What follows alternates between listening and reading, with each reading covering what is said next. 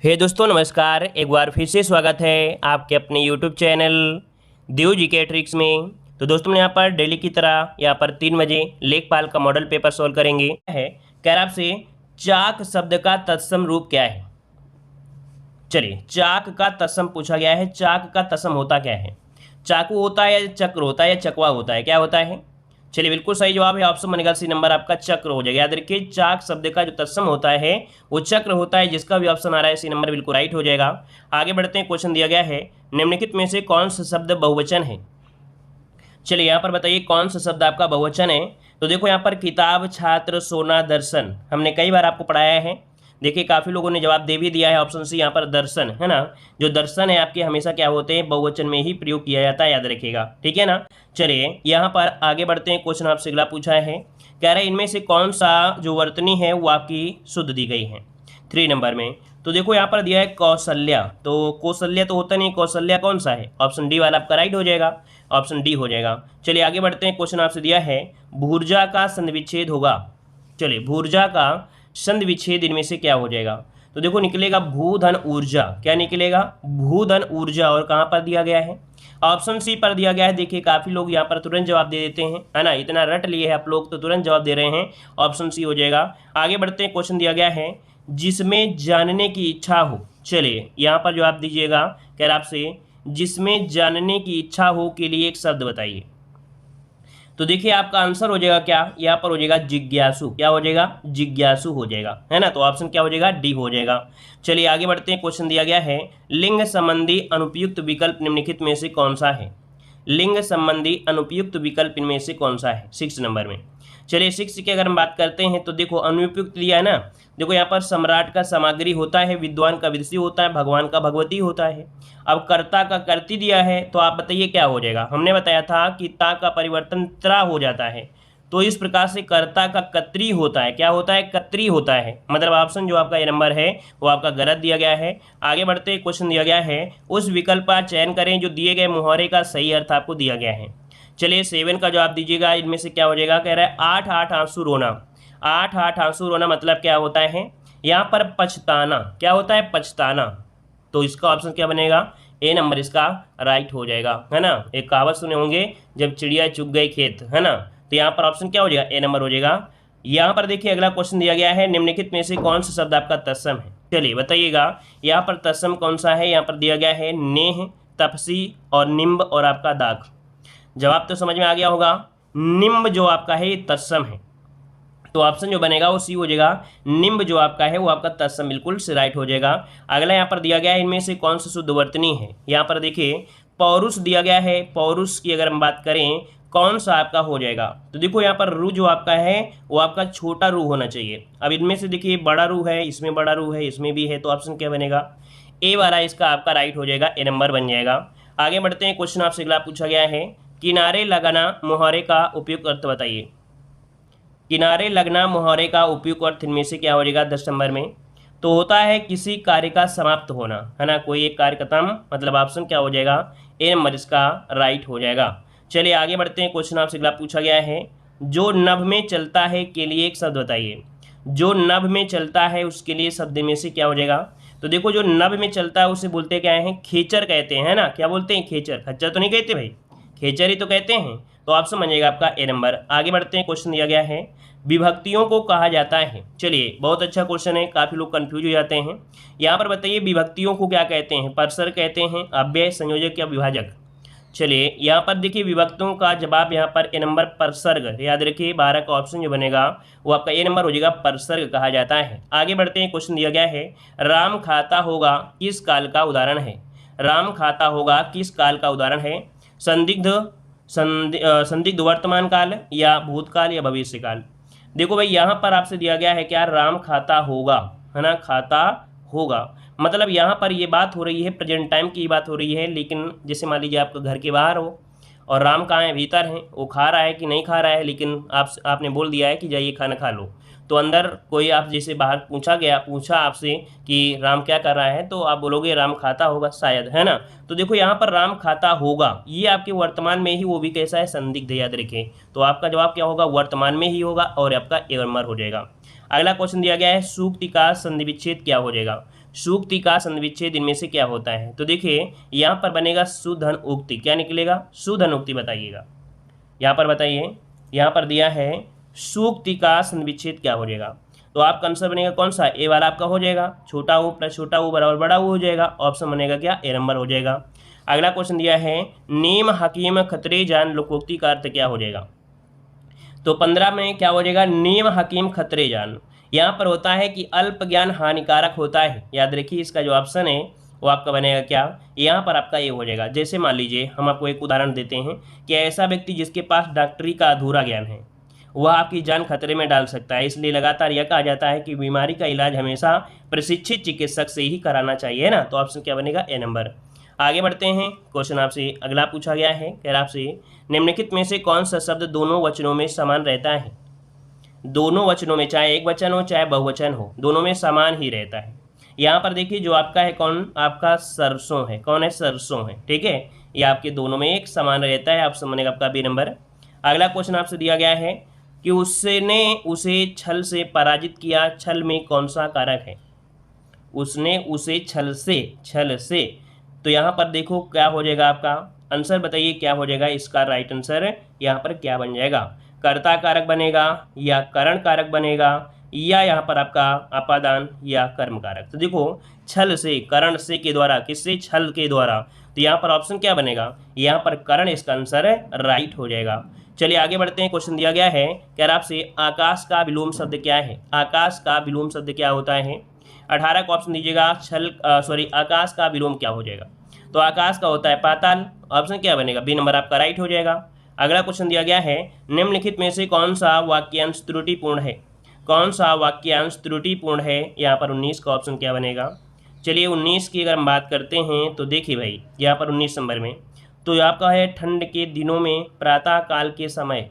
प्रातः काल भी दिया है, समय भी दिया है, तो दोनों एक तो साथ हो नहीं सकते हैं, मतलब ऑप्शन बी वाला गलत दिया गया है। अगला दिया गया है फूल का पर्यायवाची शब्द आपको चिन्हित करना है। देखिए भाई 20 का अगर हम बात करते हैं फूल का पर्यायवाची तो आपका आंसर बनेगा क्या? यहाँ पर होता है प्रसून होता है ना। ऑप्शन बनेगा डी नंबर प्रसून हो जाएगा। अगला क्वेश्चन दिया गया है जब किसी समास में दोनों पद प्रधान हो तो उसको कहते हैं।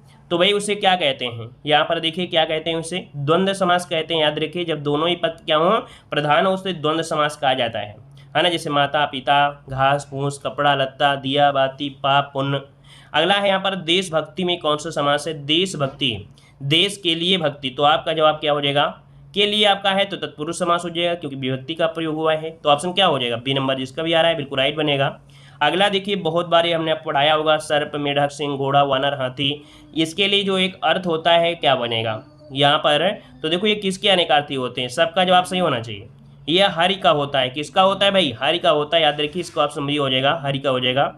यहाँ पर देख सकते हैं गद्यांश दिया गया है, गद्यांश को आप पढ़ सकते हैं और इसको आसानी से आप लोग लगा सकते हैं। आगे बढ़ते हैं। क्वेश्चन आपसे पूछा है, यहाँ पर दिया है कि ऑक्सफोर्ड यूनिवर्सिटी प्रेस द्वारा किस शब्द को ऑक्सफोर्ड हिंदी शब्द 2019 नामित किया गया है। यहाँ पर देखो 2019 की बात किया है ना, 2019 की बात किया है। तो यहाँ पर आपका आंसर 51 नंबर में क्या बनेगा? देखो 2019 में जो आपका था वो संविधान था। याद रखिए ऑक्सफोर्ड हिंदी शब्द 2019 जो नामित किया गया था उस संविधान को। तो ऑप्शन इसका बनेगा कौन सा? B number. यहाँ पर बनेगा बी नंबर हो जाएगा। ठीक है आगे बढ़ते हैं। पॉइंट आपसे अगला है कि भारतीय संविधान में कितने मौलिक कर्तव्य दिए गए हैं। तो आप बताइए कि मौलिक कर्तव्य जो आपके हैं वो कितने हैं, आपके संविधान में कितने हैं। चलिए वर्तमान में ही की बात हो रही ना, तो आपका आंसर क्या हो जाएगा? बी नंबर 11 आपके क्या हैं? आपके मूल कर्तव्य हैं। अगर आपसे पूछे कि मूल कर्तव्य क्या आपके भारतीय संविधान में प्रारंभ में थे तो आप कहोगे नहीं, ये प्रारंभ में नहीं थे, ये सरदार स्वर्ण सिंह समिति के द्वारा मौलिक कर्तव्यों की सिफारिश की गई और आपके संविधान में 42वें संविधान संशोधन 1976 में 10 मौलिक कर्तव्य आपके जोड़े गए थे। कब? तो आपके 1976 42वें संविधान संशोधन में 10 मौलिक कर्तव्य आपके जोड़े गए थे। बाद में क्या हुआ? 11वां मौलिक कर्तव्य जो कि आपके 2002 में 86वें नंबर का संशोधन हुआ जिसमें से शिक्षा के अधिकार वाला संशोधन किया गया। तो इस समय आपके 11 मौलिक अधिकार आपके हो चुके हैं। ये पॉइंट आपको नोट करिए क्योंकि क्वेश्चन पूछ लेता है कि मतलब मौलिक कर्तव्य की सिफारिश स्वर्ण सिंह समिति। ठीक है, इससे ज्यादा आपको पॉइंट नहीं मिलेंगे। अगला पॉइंट दिया गया है निम्नलिखित में से कौन सा प्रत्यक्ष कर नहीं है? देखिए प्रत्यक्ष कर यहाँ पर देख सकते हैं कि वे कर होते हैं जो व्यक्तियों या संगठनों की आय पर लगाए जाते हैं, है ना, जैसे आयकर हो गया, निगम कर हो गया आदि, ये क्या होते हैं? तो देखिए यहाँ पर आपका आंसर कौन हो जाएगा भाई? आयकर हो जाएगा। चलिए बहुत अच्छे, यहाँ पर देखिए 53 का आंसर आपका राइट हो जाएगा। यहाँ पर सीमा शुल्क बनेगा। कौन सा? सीमा शुल्क, यहाँ पर सी नंबर हो जाएगा। सीमा शुल्क जो आपका है ये प्रत्यक्ष कर नहीं है, क्योंकि यहाँ पर नहीं शब्द आपको दिया है। क्या नहीं शब्द दिया है? तो आपका ये आपका सीमा शुल्क या का प्रत्यक्ष कर आपका नहीं है। क्लियर है? आगे बढ़ते हैं। पॉइंट दिया है कि चौसा का युद्ध के बीच लड़ा गया था। चौसा का युद्ध के बीच लड़ा गया, तो आपको पता होगा कि चौसा का युद्ध जो लड़ा गया था वो आपके हुमायूं और शेर शाह सूरी के बीच लड़ा गया था। किसके बीच? तो हुमायूं और शेर शाह सूरी के बीच। कब लड़ा गया था? तो आपके 1539। कब? तो आपके 1539 में लड़ा गया था चौसा का युद्ध, जो कि 1939 में, और शेर शाह की क्या हुई थी? विजय हुई थी। ये आपके जो शेर शाह से क्वेश्चन बनता है क्या कि शेर शाह का जो मकबरा है कहाँ पर है? तो शेर शाह का मकबरा कहाँ पर है? सासाराम में बना हुआ है ना, जो अष्टकोणी आपका बना हुआ है। ठीक है। इसके बाद एक युद्ध होता है 1540 में, और ये विलग्राम या कन्नौज का युद्ध होता है, जिसमें से हुमायूं पराजित होकर भाग जाता है अपने भारत से, और इसके बाद शेर शाह सूरी की सत्ता स्थापित हो जाती है। ठीक है। चलिए आगे बढ़ते हैं। क्वेश्चन दिया है कि निम्नलिखित में से कौन सा राज्य गन्ने का सबसे बड़ा उत्पादक है? गन्ने का सबसे बड़ा उत्पादक इनमें से आपको बताना है, क्या हो जाएगा? चलिए यहाँ पर देखो उत्तर प्रदेश। 55 का ऑप्शन, यहाँ पर 55 का ऑप्शन लगभग आ रहा है, सभी का जवाब सही है। यहाँ पर सी नंबर हो जाएगा। उत्तर प्रदेश जो आपका है ये पहले नंबर में है। सेकंड नंबर में जो आपका है वो आपका महाराष्ट्र है। ठीक है, सेकंड नंबर में महाराष्ट्र है, और तीसरा नंबर जो आपका आता है वो आपका कर्नाटक का आता है। किसका? कर्नाटक का आता है, याद रखिएगा। ठीक है। अगर पूछे विश्व में सबसे ज्यादा, तो आपके ब्राजील है ना, ब्राजील विश्व में सबसे ज्यादा गन्ना उत्पादक है। दूसरा स्थान अगर पूछे तो आपका भारत का आता है गन्ना उत्पादक में। ठीक है। चलिए आगे बढ़ते हैं। पॉइंट आपसे अगला पूछा गया है, सूखी बर्फ निम्नलिखित में से किसे कहते हैं?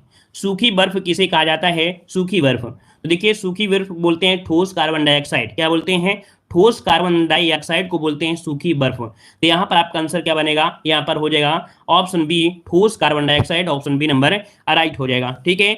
चलिए अगला क्वेश्चन दिया गया है कि अंतर्राष्ट्रीय नर्स दिवस 2020 की थीम क्या है?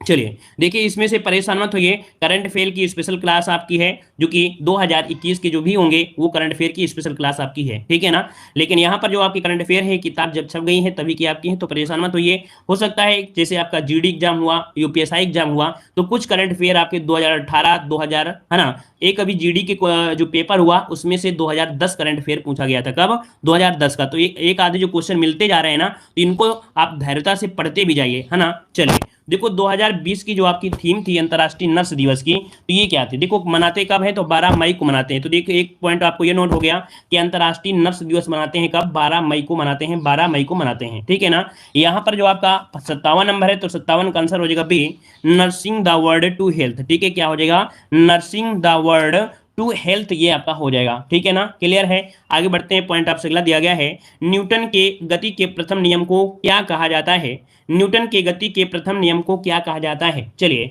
यहाँ पर पहले नियम के अनुसार बताया गया होगा कि एक निकाय विरामावस्था पर, है ना, या एक समान गति पर ही रहेगी जब तक उस पर कोई बाह्य बल नहीं लगाया जाता है ना। ये तो इसकी परिभाषा होती है। तो यहाँ पर आपका आंसर क्या हो जाएगा भाई? 58 नंबर में।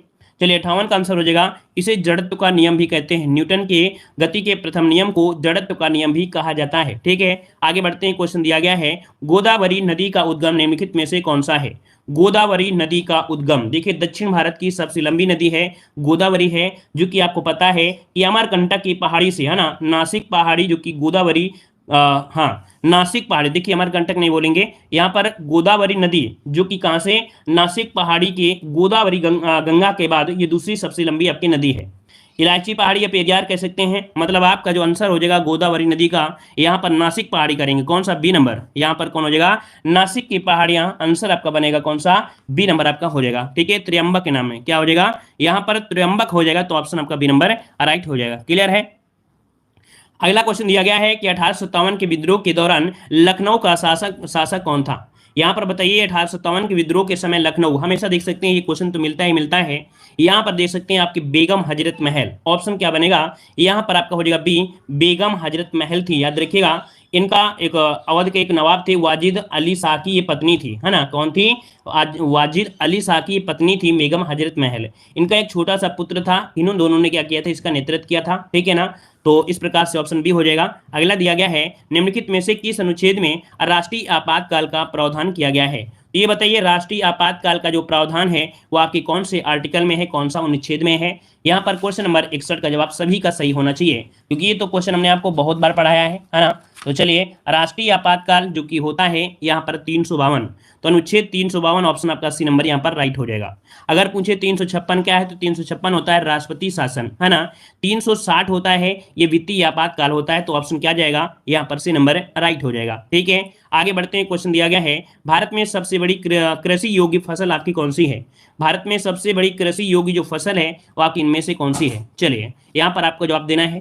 तो देखिए, सबसे ज्यादा होती क्या है, गेहूं होता है या यहाँ पर आपका धान होता है? चलिए, तो क्या हो जाएगा, यहाँ पर धान बताइएगा, ठीक है। क्या बताएंगे आप लोग?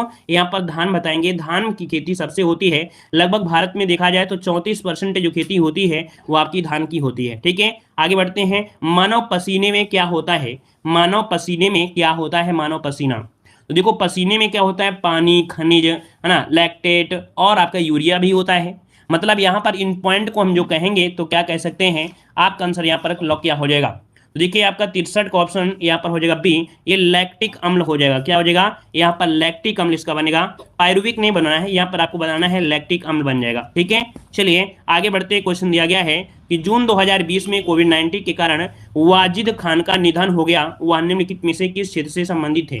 यहाँ पर बताइएगा, वाजिद खान है, इनका जो संबंध है ये किससे है? तो संबंध है आपके एक गायक से। क्या रहे हैं भाई? ये जो आपके रहे हैं गायक रहे हैं। क्या रहे हैं भाई? ये आपके एक गायक रहे हैं, ठीक है, याद रहेगा। चलिए, और यहाँ पर आगे बढ़ते हैं, क्वेश्चन दिया है, अमरावती स्तूप कहाँ पर स्थित है? चलिए, यहाँ पर बताइए, अमरावती जो स्तूप है ये आपके कहाँ पर है? मध्य प्रदेश, आंध्र प्रदेश, उड़ीसा या तेलंगाना? तो 65 का ऑप्शन बनेगा क्या? तो ये है आपके आंध्र प्रदेश में है। तेलंगाना में तो लगाइएगा। अमरावती स्तूप जो आपका है ये आपके कहाँ पर है? तो आपके तेलंगाना में है, याद रखिए तेलंगाना में हो जाएगा, ठीक है, क्लियर है। चलिए, मध्य प्रदेश में जो आपका है वो सांची का स्तूप है, ठीक है ना, ठीक है। मध्य प्रदेश में जो आपका है वो आपका सांची का स्तूप है। अगला पॉइंट आपसे यहाँ पर दिया गया है, अगला पॉइंट दिया है, भाषाई आधार पर खुद को अलग करने वाला पहला राज्य स्वतंत्रता के बाद कौन सा था?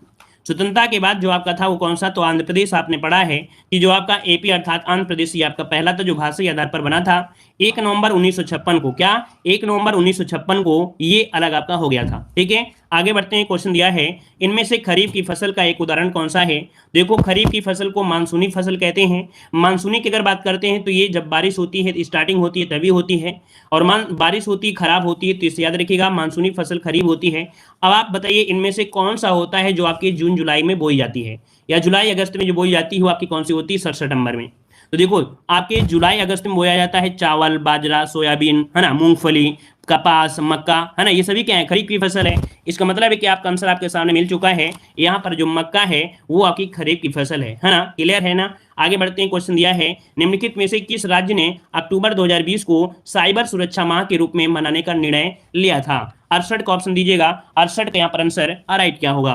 तो 68 का ऑप्शन सी हो जाएगा, ये कर्नाटक राज्य है जो कि अक्टूबर 2020 को साइबर सुरक्षा माह के रूप में मनाने का यहाँ पर निर्णय लिया था, ठीक है। ये भी पॉइंट आपको याद रखना लेना है। आगे बढ़ते हैं, क्वेश्चन आपसे अगला दिया गया है, यहाँ पर दिया है, निम्नलिखित में से कौन सी राष्ट्रीय आय के माप की विधि नहीं है? मतलब राष्ट्रीय आय की जो मापन है उसको हम लोग किस प्रकार से मापते हैं? अब यहाँ पर ये पूछा गया है नहीं। अब आप ही लोग बताइए कि यहाँ पर कौन सी हो जाएगी। चलिए, यहाँ पर 59 की अगर हम बात करते हैं तो आपका 69 की अगर हम बात करते हैं तो यहाँ पर आपका राइट आंसर हो जाएगा डी। यहाँ पर देखो, निवेश विधि ये राष्ट्रीय आय के माप की विधि नहीं है। राष्ट्रीय आय के माप की विधि में होता है मूल्यवर्धित विधि होती है, आय विधि होती है, व्यय विधि, लेकिन यहाँ पर आपका निवेश विधि इसमें शामिल नहीं होता है। अगला पॉइंट दिया गया है कि झांसी की रानी का मकबरा निम्नलिखित में से किस शहर में स्थित है? झांसी की रानी का जो मकबरा है कहाँ पर है? तो यहाँ पर देखो, वहां से झांसी से जब आ गई थी, है ना, झांसी के किले में क्या हुआ, अंग्रेज लोग प्रवेश कर गए। इधर झांसी की रानी ग्वालियर में आ चुकी थी, तो यहाँ पर आपका आंसर क्या हो जाएगा? डी, ग्वालियर बनेगा, ग्वालियर, ठीक है। आगे बढ़ते हैं, क्वेश्चन दिया गया है, विधान परिषद का सदस्य बनने के लिए न्यूनतम आयु वर्ष होनी चाहिए। देखो, जिस प्रकार से आपके राज्यसभा के लिए 30 वर्ष होता है राज्यसभा, उसी प्रकार से आपके राज्यों में विधान परिषद होती है, इसके लिए 30 वर्ष होना आपका जरूरी है। यहाँ पर आपके उपराष्ट्रपति या राष्ट्रपति या आपके कह सकते हैं राज्यपाल बनने के लिए 35 वर्ष होती है ना। और अगर आपको विधायक बनना है या सांसद बनना है ना, वो 25 वर्ष होता है। अगर आपको प्रधान बनना है तो प्रधान बनने के लिए 21 वर्ष होना आपका जरूरी है। आगे बढ़ते हैं, उत्तराखंड की राजधानी पूछा गया है। अब आप लोग बताइए उत्तराखंड की राजधानी यहाँ पर क्या हो जाएगा। चलिए यहाँ पर 72 का ऑप्शन आ रहा है बी नंबर। तो देखिए यहाँ पर 72 का बी नहीं होगा, यहाँ पर 72 का 26। देखिए यहाँ पर जो दिया गया है कौन सा भाई, गैर सैंड भी दिया है ना, गैर सैंड दिया गया है। मतलब यहाँ पर जो आंसर होगा वो बी और सी दोनों है। देहरादून जो आपकी राजधानी है ये शीतकालीन राजधानी है। क्या, ये शीतकालीन राजधानी है, शीतकालीन राजधानी है, ठीक है। और अगर आपसे पूछे ग्रीष्मकाल राजधानी तो आपकी है गैर सैंड, ये कैसी है आपकी ग्रीष्मकालीन आपकी राजधानी है। तो आपका ऑप्शन यहाँ पर डी नंबर हो जाएगा, ठीक है। नोट कर लीजिएगा। अगला पॉइंट दिया है कि मैं देश के बालू से ही कांग्रेस से बड़ा आंदोलन खड़ा कर सकता हूं, यह कथन किसका है। यहाँ पर 73 नंबर में। तो ये आपने किसने कहा था, देखो कह रहा मैं देश के बालू से कांग्रेस से बड़ा। तो यहाँ पर जो ऑप्शन है कौन, ए नंबर, आपके महात्मा गांधी ने ये कहा था। किसने, महात्मा गांधी ने कहा था, गांधी जी ने। तो ऑप्शन ए नंबर राइट हो जाएगा। अगला पॉइंट दिया गया है कि भारतीय संविधान में राष्ट्रपति के चुनाव की प्रक्रिया किस देश से ली गई है। जो राष्ट्रपति की चुनाव की जो प्रक्रिया है, प्रक्रिया ये कहां से ली गई है ना, प्रक्रिया जो आपकी है ये ली कहां से गई है। तो चलिए 74 का ऑप्शन लॉक करना है। 74 नंबर में ये ली गई है आयरलैंड से। कहां से, आयरलैंड बनेगा। सी नंबर मत लगाइएगा आप लोग, सी नंबर मत लगाइएगा क्योंकि यहाँ पर राष्ट्रपति के चुनाव की प्रक्रिया ली गई, चुनाव की प्रक्रिया। यहाँ तो देखो नीति निर्देशक तत्व भी लिए गए हैं, है ना। राज्यसभा के सदस्यों का जो नामांकन है ना, और राष्ट्रपति के चुनाव का जो तरीका है वो आयरलैंड से ही लिया गया है। ये तीन चीजें आपकी जो हमेशा पूछी जाती है आयरलैंड से हो जाएगा। आगे बढ़ते हैं, पॉइंट आपसे दिया है कि हिंदी भाषा में छपने वाला भारत का पहला समाचार पत्र कौन सा था। हिंदी भाषा में छपने वाला भारत का पहला समाचार पत्र, यहाँ पर 75 में जवाब दीजिएगा।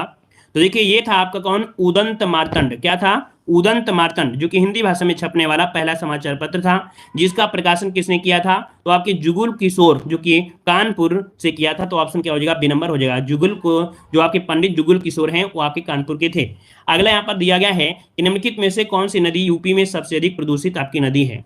76 नंबर जवाब देना है। तो देखो यहाँ पर जवाब आ भी चुके हैं, यूपी की बात किया है तो आपका यमुना नदी, यहाँ पर यमुना नदी ऑप्शन आपका बी नंबर हो जाएगा। क्या हो जाएगा भाई, यहाँ पर 76 का जो ऑप्शन है वो आपका हो जाएगा बी नंबर आपका हो जाएगा। वैसे क्या होता है कि आपकी गोमती नदी भी ऑप्शन में आपको कभी कभी तो ये अपवाद में क्वेश्चन चला जाता है, ठीक है।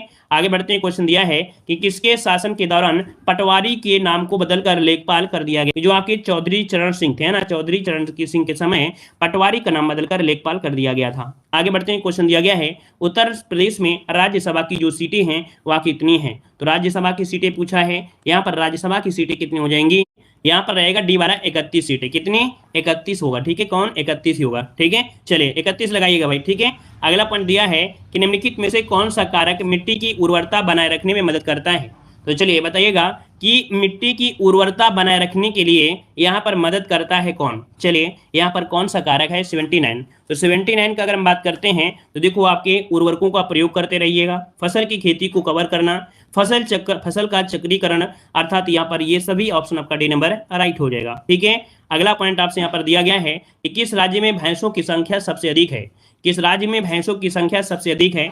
अगर आप लोग हमारी पीडीएफ परचेज कर लेंगे तो भैंसों की संख्या या किसी की भी संख्या है, मतलब जानवरों की भी जनगणना है, सब चीज आपकी ऑल टोटल हमने कवर कर दिया है अपने पीडीएफ में। ऐसे क्वेश्चन आपको बाहर नहीं जाएंगे, हमारी सब पीडीएफ में मिल जाएंगे। तो हमारी ऐप से जुड़ सकते हैं, देव जीके ट्रिक हमारा जो ऐप है वहां से जुड़ सकते हैं। आपके 725 आपके एमसीक्यू भी हैं, उसको भी आप पढ़ सकते हैं, ठीक है। तो ये सब कुछ मिल जाएगा। तो देखो यहाँ पर जो आपका आंसर है भैंसों की संख्या जो आपका 80 नंबर में, वो आपका कौन सा बनेगा। तो 80 का आंसर बन जाएगा सी नंबर। ये आपके उत्तर प्रदेश में है। कहां पर है, तो आपके उत्तर प्रदेश में ही है जो आपकी भैंसों की संख्या सबसे ज्यादा है, ठीक है। चलिए आगे बढ़ते हैं, क्वेश्चन दिया गया है निम्नलिखित में से किस वर्ष ऑपरेशन फ्लड प्रारंभ किया गया था। चलिए यहाँ पर बताइएगा ऑपरेशन फ्लड प्रारंभ किया, यहाँ पर 81 का जवाब सही क्या हो जाएगा। चलिए 81 नंबर में यहाँ पर देखो 1970, हमने इसके पहले भी प्रैक्टिस सेट आपको सॉल्व कराया था। तो यहाँ पर आपका जवाब क्या हो जाएगा, 1970 हो जाएगा, ठीक है। किया था 1970 में। आपको पता है कि वर्गीज कुरियन कौन थे, तो भारत में जो श्वेत क्रांति का जनक माना जाता है वो वर्गीज कुरियन को कहा जाता है। तो ऑप्शन क्या हो जाएगा, यहाँ पर ए नंबर आपका राइट हो जाएगा। आगे बढ़ते हैं, क्वेश्चन दिया गया है पहले रैयतवाड़ी प्रणाली को में पेश किया गया, मतलब जो रैयतवाड़ी प्रणाली है वो पेश किया गया था, ये कहां पर किया गया था सबसे पहले। तो 82 नंबर क्या हो जाएगा, चलिए ऑप्शन आ रहा है ए नंबर मद्रास, वेरी गुड। यहाँ पर देखिए आपका आंसर हो जाएगा मद्रास में किया गया था 1820 ईस्वी में थॉमस मुनरो, कौन? थॉमस मुनरो और कैप्टन रीड द्वारा रैयत वाली प्रणाली शुरुआत की गई थी, है ना। तो आपका आंसर क्या हो जाएगा, यहाँ पर ए नंबर हो जाएगा। ये जो रैयत वाली प्रणाली है ना, इसमें किसानों की भूमिका मालिकाना माना जाता था। ठीक है, आगे बढ़ते हैं। पॉइंट दिया गया है कि यूपी कौशल सतरंग योजना के तहत 7 योजनाएं निम्नलिखित में से कौन सी योजना इनमें से नहीं है। मतलब यूपी कौशल सतरंग योजना के तहत 7 योजनाएं हैं। अब इनमें से यहां पर कह सकते हैं कौन सी नहीं है 83 नंबर में, तो 83 का आंसर भी यहां पर कौन सा बनेगा। तो चलिए 83 का ऑप्शन यहां पर आपका राइट हो जाएगा, कौन सा भाई, डी नंबर। मतलब देखिए कह रहा मुख्यमंत्री युवा हब योजना, कौशल पखवाड़ा योजना, पूर्व शिक्षण की मान्यता, इनमें से कोई नहीं। तो भाई इनमें से कोई भी योजनाएं इनमें से आपकी शामिल नहीं है। तो देखिए कौन कौन आपकी शामिल है, तो देखिए मुख्यमंत्री शिक्षा प्रोत्साहन योजना, ठीक है, जिला कौशल विकास एक एमयू 3 प्लेसमेंट संस्था के साथ लिया गया है। ठीक है, तो इनमें से कोई नहीं है, तो ऑप्शन आपका डी हो जाएगा। पॉइंट आपसे दिया है किसान क्रेडिट कार्ड के लाभ निम्नलिखित में से क्या है। किसान क्रेडिट कार्ड का जो लाभ है वो किसको मिलता है, कैसे मिलता है, यहाँ पर 84 नंबर में। देखिए 84 की अगर हम बात करते हैं तो देखिए लघु अवधि में फसल ऋण की आवश्यकताओं को पूरा करना, फसल कटाई के बाद का जो खर्च उठाना, किसान दुर्घटना बीमा योजना के तहत कवरेज, तो यहाँ पर ऑप्शन क्या हो जाएगा, डी नंबर यहाँ पर राइट हो जाएगा। ठीक है, चलिए आगे बढ़ते हैं। क्वेश्चन दिया है सिंचित क्षेत्र प्रतिशत के संदर्भ में उत्तर प्रदेश का स्थान जो है वो आपका कितना है। चलिए यहाँ पर जवाब दीजिए कि आपका आंसर यहाँ पर राइट क्या हो जाएगा। चलिए तो सिंचित क्षेत्र प्रतिशत के संदर्भ में उत्तर प्रदेश का स्थान है वो कितना है, 85 नंबर में। तो आपका राइट आंसर हो जाएगा सी नंबर, यहाँ पर तीसरा स्थान है। कितना है भाई, तो याद रखिए यहाँ पर तीसरा स्थान है, कितना, तो आपका तीसरा स्थान आपका है। ठीक है, और सबसे पहला आपका पंजाब आता है, क्योंकि यहाँ पर देखो क्या दिया गया है, प्रतिशत दिया है। तो सबसे पहले पंजाब का नाम आता है, फिर हरियाणा के स्थान आता है, इसके बाद आपके यूपी का स्थान आता है, जो कि प्रतिशत के हिसाब में पूछा है सिंचित। ठीक है, आगे बढ़ते हैं। क्वेश्चन आपसे अगला पूछा है उत्तर प्रदेश में मलिहाबाद का सबसे बड़ा उत्पादक है। तो आप लोग बताइए मलिहाबाद, ये मलिहाबाद जो है ये किसका उत्पादक है, जल्दी जल्दी जवाब देते रहिए। यहाँ पर आपका आंसर हो जाएगा दशहरी आम, है ना, क्या हो जाएगा, यहाँ पर दशहरी आम के लिए आपका ये मलिहाबाद आपका प्रसिद्ध है। आगे बढ़ते हैं। क्वेश्चन दिया है उत्तर प्रदेश दिवस को मनाया जाता है, उत्तर प्रदेश दिवस जो मनाते हैं ये कब मनाते हैं, 87 नंबर का जवाब दीजिए। चलिए देखो उत्तर प्रदेश दिवस की बात करते हैं तो 24 जनवरी 1950, है ना। मतलब ऑप्शन आपका हो जाएगा ए नंबर कि 24 जनवरी 1950 को संयुक्त प्रांत का नाम बदलकर उत्तर प्रदेश रखा गया था, है ना। क्लियर है ना, तो इस कारण से उत्तर प्रदेश 24 जनवरी हो जाएगा।